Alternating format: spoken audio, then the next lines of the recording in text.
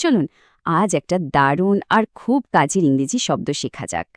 যে জিনিস চোখে দেখা যায় না সেটা মাপবেন কিভাবে? যেমন ধরুন কারো অনুভূতি। শব্দটা সহজে বুঝতে চলুন রহিম আর তার নতুন ক্যাফের একটা গল্প শোনা যাক। শব্দটা হলো গেজ। এর মানে হলো কোনো কিছু মাপা বা তার অবস্থা বোঝার চেষ্টা করা। রহিমের প্রথম চিন্তা, কাস্টমাররা কি তার নতুন কফি পছন্দ করছে? এটা তো জানতেই হবে। এই বাক্যটা দেখুন, এখানে সার্ভে দিয়ে কাস্টমারদের সন্তুষ্টি গেজ করা হচ্ছে। এই যে সার্ভের রেজাল্ট দেখে রহিম এখন তাদের মতামত গেজ করতে পারছে। আচ্ছা, রহিমের সামনে কিন্তু আরেকটা চ্যালেঞ্জ। তার টিম কি উইকেন্ডের চাপের জন্য রেডি? এখানে একজন ম্যানেজার বড় ডেডলাইনের আগে তার টিমের প্রস্তুতি গেজ করছেন।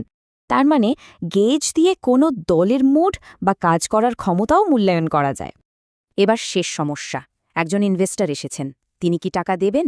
রহিমকে বুঝতে হবে। এই পরিস্থিতিতে রহিম তার থারথান দেখে তার আগ্রহটা গেজ করার চেষ্টা করছে। অর্থাৎ গেজ দিয়ে কারো ভেতরের অনুভূতি বা প্রতিক্রিয়াও আন্দাজ করা যায়। তো গেজ ব্যবহার করা একদম সহজ। কি মাপবেন ঠিক করুন, তারপর বিচার করুন। দেখলেন তো রহিম কিভাবে গ্রাহক, টিম আর পার্টনারের অবস্থা জিইউজি করল। এবার একটু ভাবার পালা, আমাদের চারপাশে আমরা আজ কি গেজ করতে পারি?